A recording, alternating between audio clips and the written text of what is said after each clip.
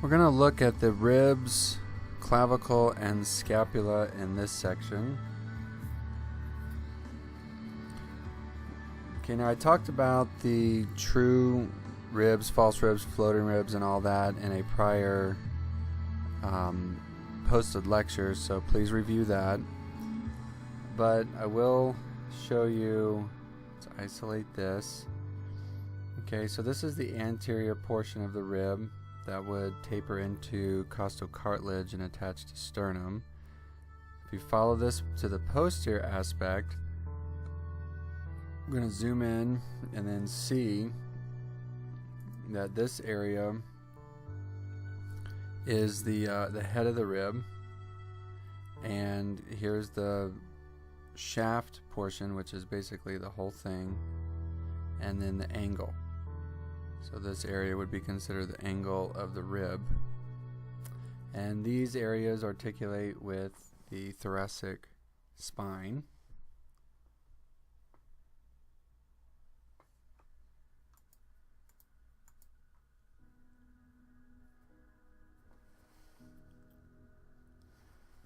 Okay, clavicle.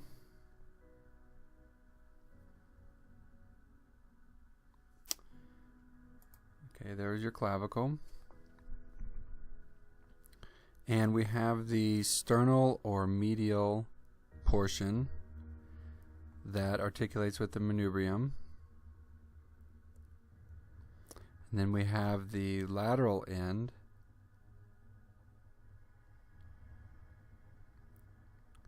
which is right here. Okay, this articulates with the acromion process.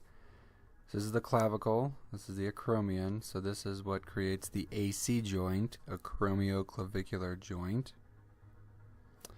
Okay, the conoid tubercle.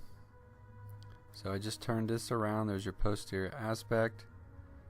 There's that that conoid tubercle. And let me add the connective tissue, and you can see that the conoid ligament attaches to that conoid tubercle, which has also a scapular attachment. So it goes from clavicle to the scapula. Okay. And then as far as right or left, in general, the medial portion is relatively, it's like a tamp. Okay, so it's pretty blunt, pretty flat. It's like a tamp. And then the distal or the lateral portion almost looks like a, more of a spoon-like. Okay, so pretty distinct difference with the medial and that lateral portion. Okay, now you know medial and lateral. Now how do you find the posterior and anterior? Well, I like to look for that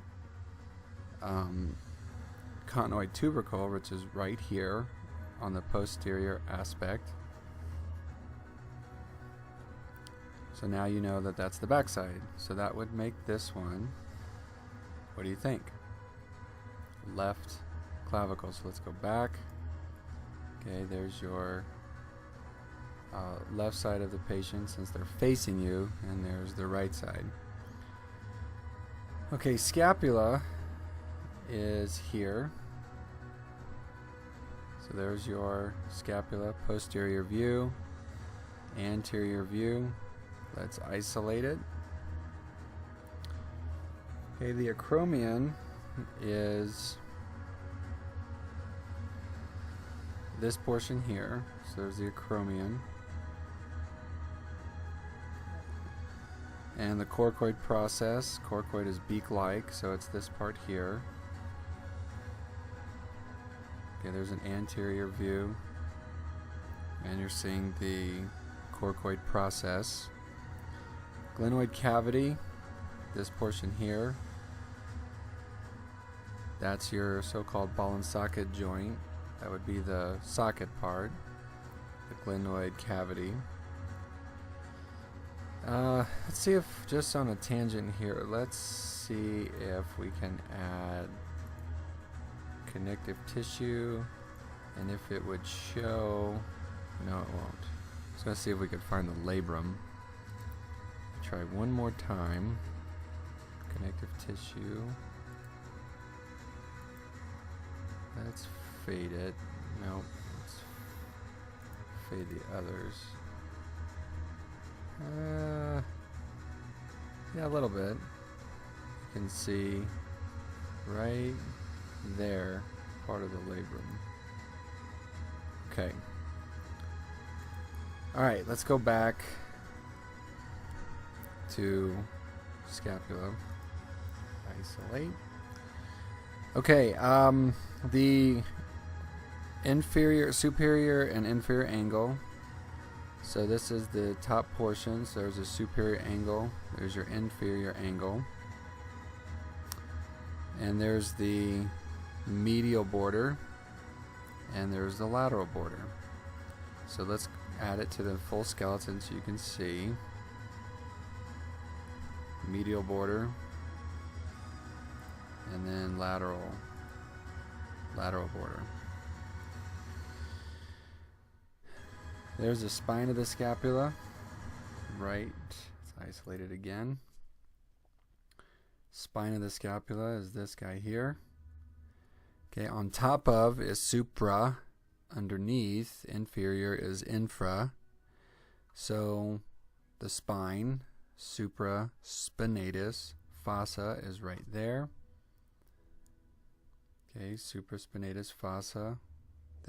All this in here. Below the spine, infraspinatus fossa would be this area under here.